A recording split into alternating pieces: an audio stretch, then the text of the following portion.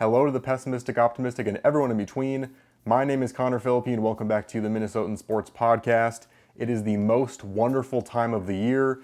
No, I'm not talking about Christmas. It is football season, NFL kickoff on Thursday, the rest of the weekend full of the first NFL games of the season, capped off by Vikings versus Bears on Monday Night Football.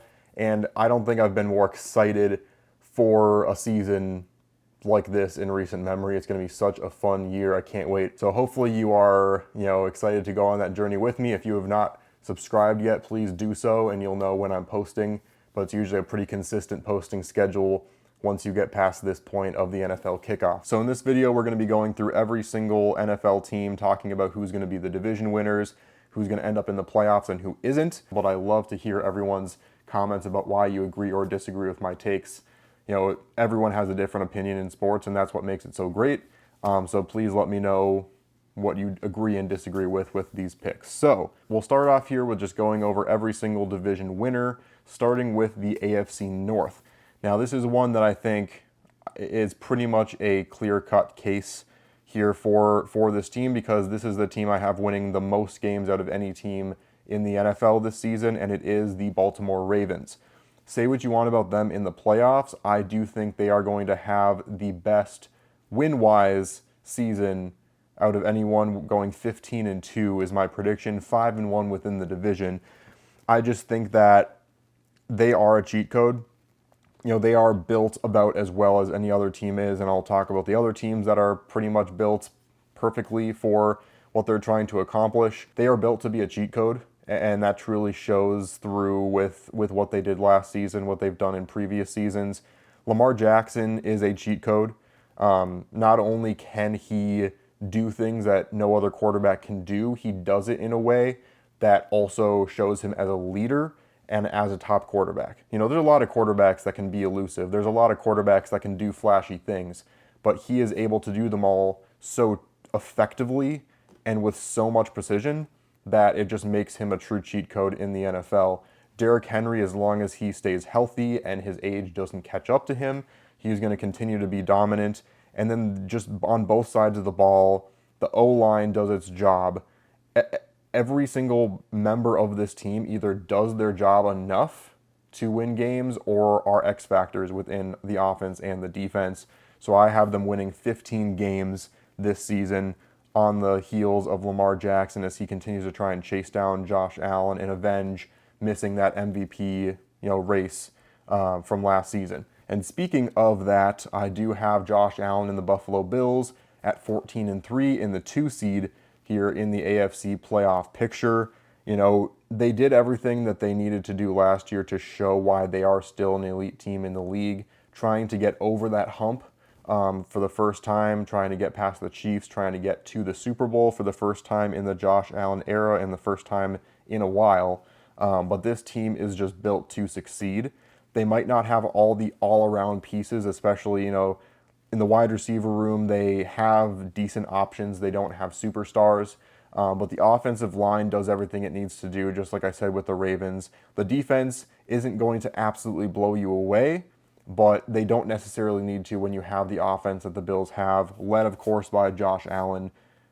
He's a cheat code in his own right, and what he can do with a football is absolutely insane, not to mention the fact that he has a very different way of being a running quarterback than Lamar, of course. Lamar Jackson's quick, he's elusive, he's fast. Josh Allen is just able to get the football to players that shouldn't be able to get the ball based off of the tight windows and based off of the way they're covered.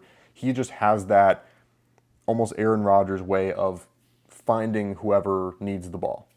And that X factor leads to so many close games going the Bills' way, which is why they are usually able to do so well against the other better teams in the conference and in the league. So not only will they dominate the teams that are not quite as good, they are also so good against every single team, and they find ways to stack up against any team. There really isn't much of a mismatch when it comes to this team. So the Bills are going to be dominant again, win 14 games, and be the 2nd seed. Speaking of dominant and speaking of quarterbacks that can do crazy things with the football, I do have Patrick Mahomes and the Kansas City Chiefs in the 3 seed. People are going to be upset about that. I do have them winning 12 games, so 12-5 record, going 4-2 within the division. It's just, I feel like with the Chiefs winning as many games as they did last season, something has to give in terms of those close games. Because I understand that Patrick Mahomes and that X factor can win you a lot of games, but that's not even the reason why they won some of those close games. You got a crazy miscue by the Raiders and just such a stupid way to win a game for the Chiefs. You've got a blocked kick, which was obviously skill and was impressive. I'm not as much of a Chiefs and refs are hand in hand person. Like, I do think there have been a couple sketchy moments, but I'm not one of those conspiracy theorists of the Chiefs have the refs in their pocket and all of that stuff. But, you know, there are a lot of weird zany ways that the Chiefs won games last year that weren't just based off of Patrick Mahomes being Patrick Mahomes. There are some really crazy situations, and historically that doesn't carry over year after year consistently as often as, you know, again, I'm not saying that Patrick Mahomes isn't going to be an X factor in winning close games, but there were a lot of things that happened last season. So it just feels like it has to happen where the Chiefs should have been a 12 or 13 win team last year. Not saying they wouldn't have still went to the Super Bowl with that, you know, amount of wins, because they have in previous years. I do think it's going to at least regress enough where they're going to win 12 or 13 rather than 15 from last season, because they are still an amazing team. I just didn't think they had the roster to be as dominant as the Bills and Ravens, especially in the regular season. Usually with Mahomes, the playoffs are a different story. But 12 wins for the Chiefs, they'll be the 3 seed. And then I have the Texans at 11-6. I'm not trying to say the Texans are that close to the Chiefs in terms of how good of a team they are. It's just they've got the rest of the AFC South. This is the easiest division in the entire NFL. They probably have the best odds to win their division. And it doesn't mean they're a better team than all these other teams. It's just their division's so bad. So CJ Stroud, I feel like, doesn't get enough credit. You know, he didn't have a great season last year, and the Texans felt like they took a step back, even though they won pretty much the same amount of games as the year before. But I think everyone was expecting them to be a powerhouse, and they just weren't that. I still definitely think they have the capability to do that. I just think that their defense has the ability to be dominant. They weren't quite last year. The offense has the ability and capability to be dominant, and they weren't. I think both of those sides can put things together in a major way and can be a dominant team. I just need to see that to be able to say that in full confidence. So Texans, 11 wins. Let's go with the playoff teams, and then we'll move on to the NFC, round out the AFC here. So this is probably going to be one of the most controversial ones. I do have the Cincinnati Bengals in the 5 spot, and I have them winning 10 games this season.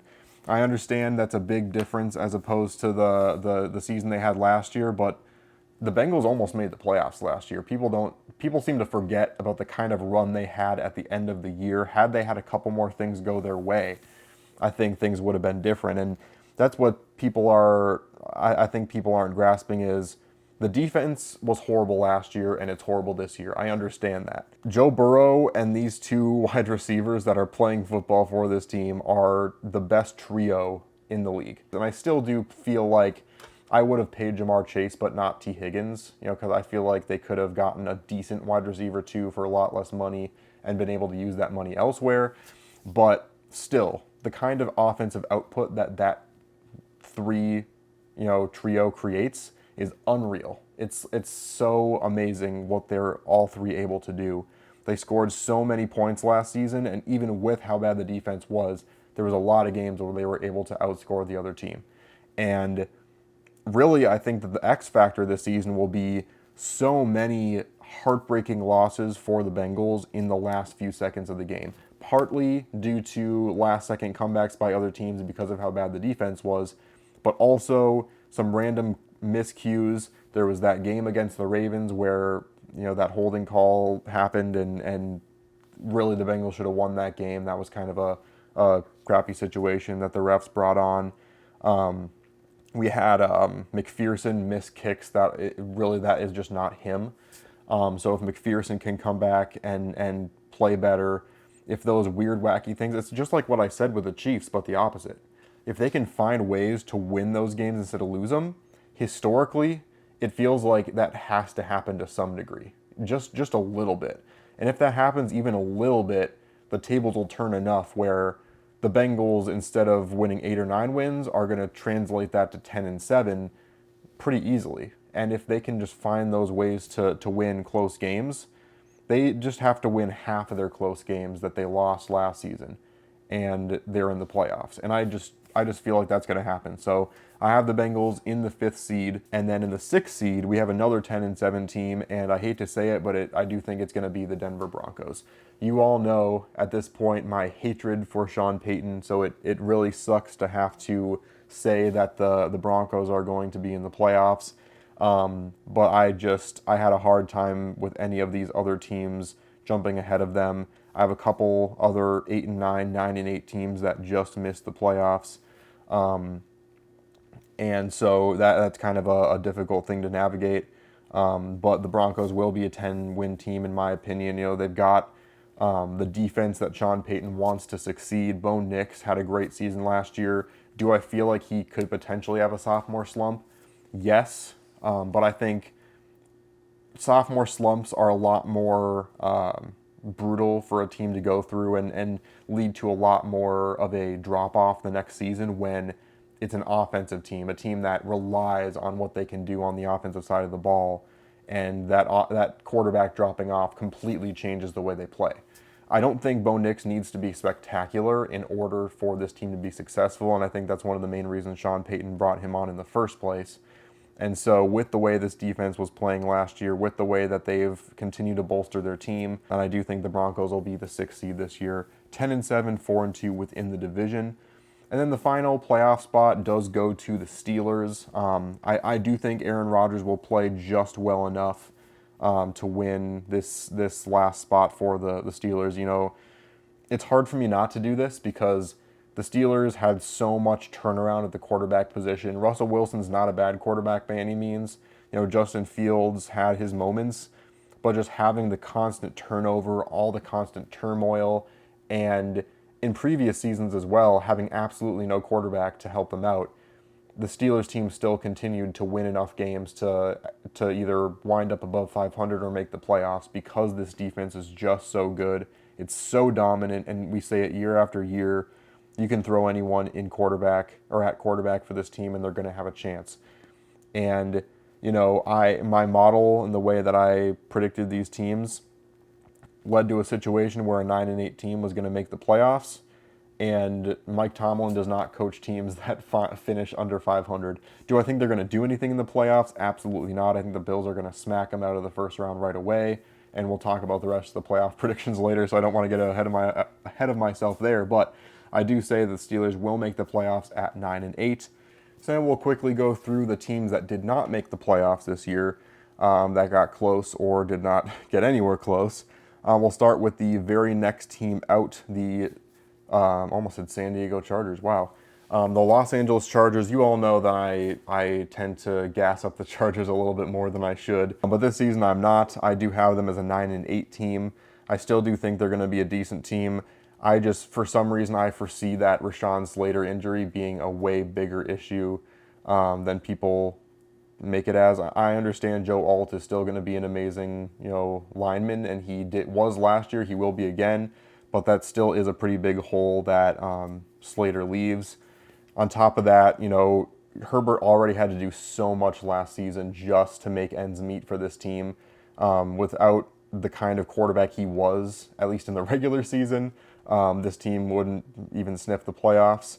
The defense seems to just kind of underperform with the kind of big names that were on it in recent years, and it just feels like they're on the downswing on the defensive side of the ball.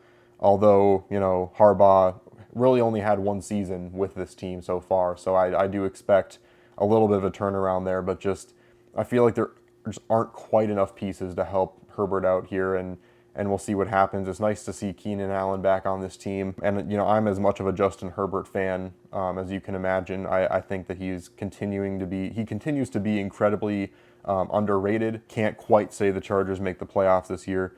Patriots at 9, they're there, but almost. I have them as 8 and 9 this season. They have the benefit of having some other subpar teams on the bottom of the division, but they also have to play the Bills twice. Drake May is going to be a great quarterback in the league. This is a team that a lot of people have had as flyers for a potential playoff spot. I just don't quite see that yet. I think that Vrabel has a winning culture, and he's going to bring that to the Patriots. He's kind of the guy that is best for the kind of job that the Patriots have, especially with that fan base. But I just think the Patriots could be a playoff team next year. I just don't see it this year. The Dolphins I have as the 10th best team, 7-10.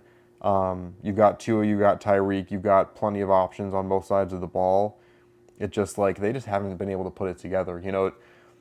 Tua, it's kind of a sad story with him because there's multiple seasons where it felt like they were going to be something special. It never quite panned out. He's dealt with so many injuries, especially the head injuries are the biggest concern. And there's not enough firepower on that team to get quite past that 7 or 8 win mark. If they do have a 7-win season, I do expect them to kind of look at other options besides Tua to see what they can do with this team. It just kind of is an unfortunate situation he's in. The Jaguars I have at 6-11 as the 11th best team. Same thing with Trevor Lawrence. He was supposed to be a generational talent. He hasn't played horrible football, but just not good enough. And this team just in general, it has been on the upswing for a while, and it just feels like they haven't quite had this kind of an upswing. It's kind of just felt like this, and then now they've plateaued. You've got the Colts at 5-12 at the 12th position. This might have been a little bit too harsh.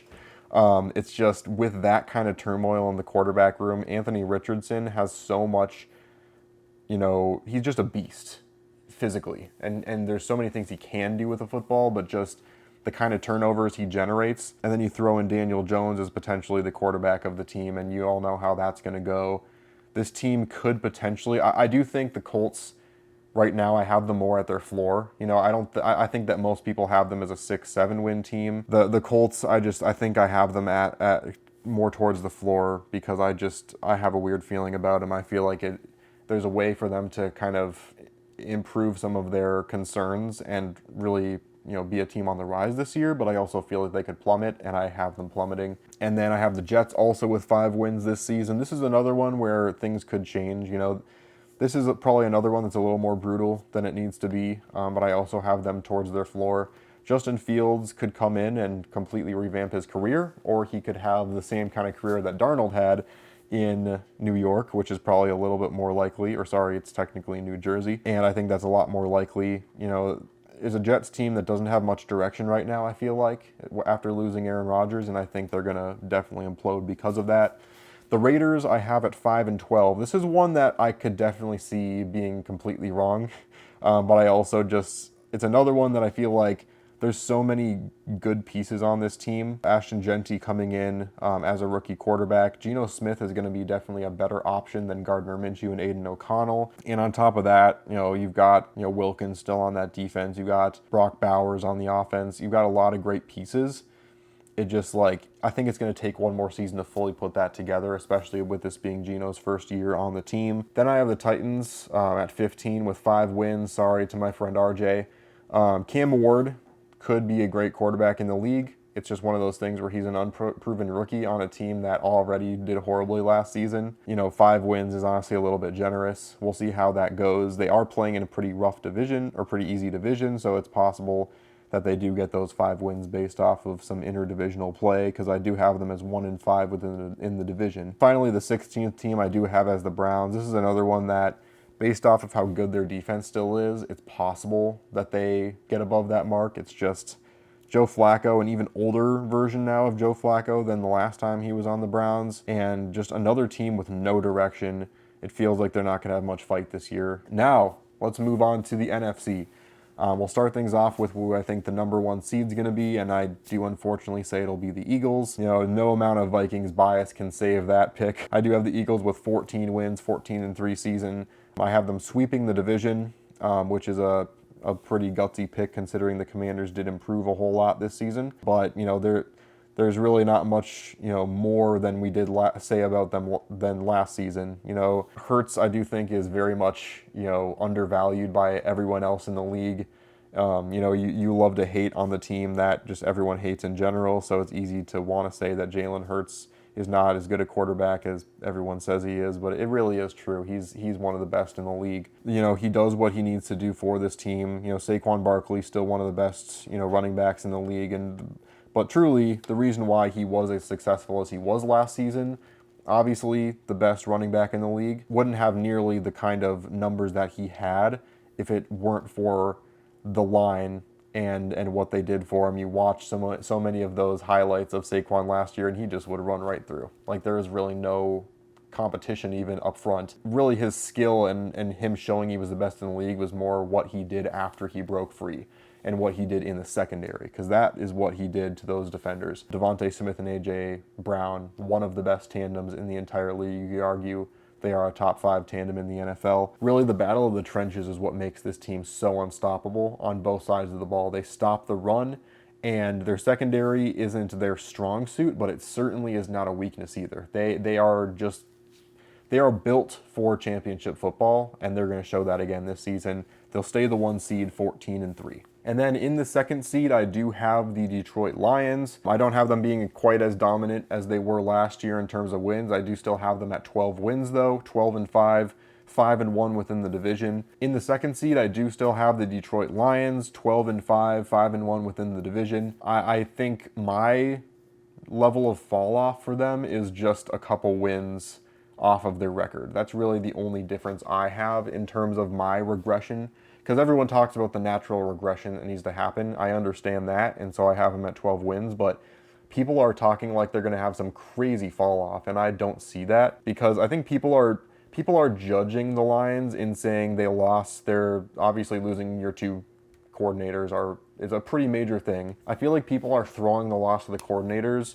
and then basing it off of the team that you saw at the end of the season, which just is ridiculous, because that team that lost to the Commanders, it left a sore taste in everyone's mouth that they were the 1 seed and lost in the divisional round.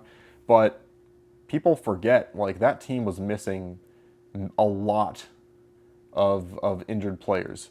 Namely, Hutchinson was not in the lineup, who is one of the biggest pieces of their defense. Like, they went from having kind of a bottom 10 defense to having the worst in the league after losing all those guys. And if they had been able to keep it to a bottom 10 defense and were still able to make some plays, still able to stop the other team a little bit, they would have, you know, faced off against the Eagles in the NFC Championship game. I still think the Eagles would have won, but I do think that the Lions are due for a regression. But I think that the coordinator situation and getting all those hurt players back even out in my mind in terms of those win totals. So I think that it just has to be a little bit of a regression. I still think they'll win 12 games though and win the NFC North. Then you go down to the Tampa Bay Buccaneers, 10-7 with a 4-2 record. I have them as right now, and winning the NFC South. This is a NFC South that I feel like there's 2 teams that have a fighting chance for this division. One team that almost has a fighting chance and one team that is not going to get anywhere close. I do have the Buccaneers as the 3 seed with a 10-7 record. I think that Baker Mayfield got past that point where people were saying, well, is this just a good fluke year where he goes to a new team, you know, is so committed to proving himself that he has this monster season, and then the next season he just flops. That kind of got disproved last season, where he showed it a second time, showed consistency with him continuing to be a top quarterback. Not saying he's one of the best, but he is definitely a top 10 quarterback in the league right now. And the defense is a little bit more of a husk of what it was back when they were a Super Bowl team, but still a very solid defense, certainly one that's capable of stopping the run very well, and a defense that's capable of getting some takeaways. And they've got some good pieces, or continue to have good pieces on that offense as well. So I do expect this team to once again win their division. And then we've got probably the toughest decision. So I'm gonna full transparency. One of these teams is the 4 seed, one of these teams is a 7 seed. I have to say that for the sake of the battle. I have the battle between the Rams and the 49ers for who is going to win the NFC West. I have both teams at 10-7, but the tiebreaker in this model gives it to the LA Rams. I have them winning and being the 4th seed. It really is a toss-up here. You know, you've got the 49ers where they got so much injury concern year after year, But at the same time, if they don't have the same kind of year for injuries as they did last year, if they're able to kind of curb that a little bit, I do think that they can win a good amount of games this year because they were so hurt last season and had such a weird, rough year. They got the worst in the division schedule, which is very beneficial for them because they're a better team this year but have much easier opponents. On the Rams side, though, I'm not as concerned about the injury with Matthew Stafford. He might be a little bit more limited from this injury. It's not going to keep him from playing. That dude could literally get shot in the arm and still play a football game. He is part of that, breed of quarterbacks from back in the day that would not back down for anything. So I'm not concerned about that. On top of that, you switch out a couple, different guys. You lose Cooper Kupp, but at the same time you gain Devontae Adams and you still have Puka Nacua. This is still a very volatile offense led by Matthew Stafford, Kyren Williams running the football as well. And this defense still, it's kind of the same thing where I said the Bucs still don't have quite the defense they had when they were a Super Bowl team. Same with the Rams, but they still have a lot going for them, and I do think they'll win this division. So I already named the 7th seed for the NFC with the San Francisco 49ers. I do have the 5th seed as the Washington Commanders. I have them at 11-6 this year, and so it's one of those things where I feel like there's a couple ways they're going to regress, but at the same time, though one of those ways will not be Jayden Daniels, in my opinion. If there's any quarterback that is not due for a sophomore slump, it has to be Jayden Daniels. The poise that he showed, the leadership skills he immediately showed as the rookie in Washington was absolutely incredible. I don't think he's going to show any signs of a sophomore slump. I don't think the lights are going to be too bright for him. He is, in my mind, already a 3rd or 4th year quarterback in terms of his mentality and his mindset. Not concerned about that at all. You've got Terry McLaurin and now Deebo Samuel adding to the fold. Like, if he stays healthy, he certainly can still show flashes, at least, of what he used to be, and that's definitely dangerous. Got some pretty good pieces on the defensive side of the football as well. I think this is going to continue to be a good team and be the best wild card team. And now to the part that people are going to be mad at me for, because I talked about this in my predictions. I wasn't sure if I was going to keep it this way because of the Micah Parsons trade. I do still have the Vikings in the 6th seed. I talked about how the way that the tiebreakers worked, that whoever was 10-7 was going to make the playoffs, whoever was 9-8 were going to miss the playoffs. Or no, it wasn't even tiebreaker because I have the 49ers with 10 wins. So it came down to it in my picks and predictions where I talked about the Vikings being a 10-win team. It was going to come down to the final matchup of the season where the Packers play the Vikings at the end of the season, the final game of the season. Both were going to come into it at 9-7, and I had the Vikings winning. I just feel like you've got teams that are threats in the playoffs to either barely miss or barely make the playoffs. You've got teams that are genuine playoff contenders, and then you've got teams that are genuine Super Bowl contenders. Those are the 3 steps. And in my mind, Micah Parsons doesn't turn this team from a fringe playoff team to a legitimate playoff contender. But if Jordan Love can take this team to being a playoff contender, I do think that Micah Parsons can bring them from a playoff contender to a Super Bowl contender. I don't know if that makes a whole lot of sense. All I'm saying is, if Jordan Love plays the way he did last year, I don't think Micah Parsons can bring this team up to the next level himself. Even as good of a player as Micah Parsons is, it has to be Jordan Love first leading it. I think this team can take the leap all the way from fringe playoff team to genuine Super Bowl contender in a year or so, even this year, potentially, if he has that jump. I just don't think Jordan Love will. I think that, I, as a Vikings fan, honestly kind of liked the trade of Micah Parsons because, great, now you're giving almost half of your cap space to 2 players. Like, awesome. I love that as a Vikings fan because now the glaring problem that has been there since Aaron Rodgers is still there. Matthew Golden is not going to be the only piece that's going to just magically fix your wide receiver problems, and that's the main reason why I feel like Jordan Love is not going to make it to that next elite quarterback level. And I think that's the difference. The Vikings might not have a sure thing at quarterback, but they have a sure thing in terms of who he's throwing the ball to.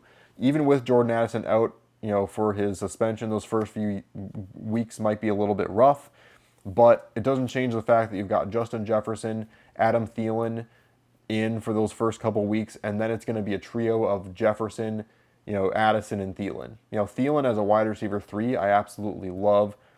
This is the best wide receiver tandem in the NFL, Jefferson and Addison. I truly believe that. Higgins and Jamar Chase, obviously, an incredibly close second. It's kind of a 1A and a 1B situation for me. With what the Vikings have been able to do to build this team, I truly do believe that they built it a lot off of the Eagles championship team, because they added meat on the offensive line, Will Fries and Kelly. You get a solid rookie on the other side of the guard position as well. You beef up the defensive line with Jonathan Allen, Hargrave. Obviously, the secondary continues to be a concern, especially now that you've got even more concern with Harrison Smith getting older. I don't think that Isaiah Rodgers is going to quite... Honestly, I think he's going to be just about as good as Stephon Gilmore was, because Gilmore got cooked so many times last season. But is Byron Murphy going to be a good enough wide cornerback 1 where he's going to command things and keep things on track? Maybe. But I think the biggest factor here is that we finally have a defensive line that not only is the pass rush going to be even better for Brian Flores, we're going to be able to stop the run. And that's scary. And I talked about this in my Vikings predictions video, where you've got potentially situations where you are going to have even more second and third and longs. The Vikings pass rush is licking their lips, because you don't want to put the Vikings in more situations where they know you're going to pass the ball. That is not a situation you want to be in. And I think that's the major factor. You add on Jordan Mason to a 1-2 punch now with Aaron Jones and Jordan Mason. This team's going to be a lot better at running the football as well. I think 10 wins is pretty, reasonable. Even if J.J. McCarthy doesn't immediately have some amazing season, I truly believe the Vikings can achieve these 10 wins if J.J. McCarthy even is a top 20 quarterback in the league. Put him up with top 15 or even top 10, dare I say, and have him have a Jaden Daniels or C.J. Stroud type year, this team is a Super Bowl contender. I'm not saying that's going to happen. I don't think it will. I don't think J.J. McCarthy is quite the quarterback that Jaden Daniels was in his rookie year. But I do think that the Vikings have all the pieces to win 10 games and get the 6th seed in the playoffs. So now that we have all of that out of the way, we are going to go through and make these playoff predictions. Starting with the AFC wild card, we have the Bengals in the 5th seed going up against the Texans in the 4th seed. And I have a little bit of an upset going here. I do think the Bengals will win this game and improve to the divisional round. I think that the Texans... I just feel like there's some sort of X factor that they need to add to this team in order to make them go from they are there but not quite there to just being a powerhouse. And they aren't the powerhouse that everyone expects them to be. I think they'll fold under the pressure at home, and we'll have some questions to have to answer in the offseason as the Bengals will unleash a barrage of offense to be able to bring them to the next round. Then we have the Chiefs and the Broncos. I'm not going to do anything crazy here. I do still have the Chiefs winning in the first round at Arrowhead. And then I have the Bills obviously beating the Steelers by a wide margin, in one of the final playoff games at Orchard Park, the original stadium. And then on the NFC side, I have the Washington Commanders winning against the LA Rams. They'll improve to the second round. I'm not going to go crazy and say the Vikings will make it past that round yet. Obviously, J.J. McCarthy in his first season of playing quarterback, playoff not necessarily in the cards for him to be able to have some long run under those lights, and the Buccaneers have that playoff experience with Baker Mayfield. I don't think that's really in the cards. Lions will win against the 49ers. It'll be a closer game than people would think, but I think the Lions will edge this one out and improve to the next round. Then we move on to the divisional round. Guys, I think this is the year. I think this is finally the year that the Bills can beat the Chiefs in the playoffs. Something has to give at some point, you feel like. And Josh Allen, with all his new mechanics he went through this offseason, I think this team has it all together, and I think they have the right mindset and have their their common goal is to beat the Chiefs. And I think they're finally going to will it into existence this year. And I think, especially with this being a home game, it's a big benefit for the Bills to play in the AFC East because they don't have a super easy division. They've got the Patriots and the Dolphins that are both 7-8 win teams, but I think the Chiefs have a little bit more of a tough schedule, and that's kind of the difference here. I have the Bills 5-1 in their division, the Chiefs 4-2. And so I do think the Bills will win this game and improve the AFC Championship game. I do have the Ravens beating the Bengals. I don't quite think they have the firepower on defense to match up with a team as well-rounded as the Ravens. And then on the NFC side, I do have the Lions eking out a win versus the Buccaneers. It'll be a hard-fought game. Might even go into overtime, but this is a postseason opponent that the Lions are used to playing. It's another home game. I as long as they stay healthy this time, I do think that they're going to win this one. And then, it's possible, you want to pick the upset here and say that the Commanders are going to beat the Eagles. I still don't think the Commanders quite have the pieces to get past the Eagles. So I do think we are going to have a 1 versus 2 matchup across the AFC and NFC for the first time in a while. Bills versus Ravens. The Ravens almost won, or not almost won, they almost tied it up and went to overtime. And then Andrews dropped that ball in the divisional round last year. It's a rematch of that. I do think that Josh Allen will will this team past the Ravens, though. I talked about how I expected the Ravens to have the best division or the best record in the league. I don't think necessarily that they are the best team in the AFC. I do think the Bills are the better team, and I think that it'll be another close one that, there's just something about the clutch nature of Josh Allen and the way that his game, in any minute of a game, Josh Allen is the best quarterback on the field, especially the way he's playing right now. I think that there's very minimal differences between Josh Allen and Lamar Jackson. I think Lamar Jackson, when a team perfectly, prepares for the way he plays football and is able to execute perfectly, they can truly corral him.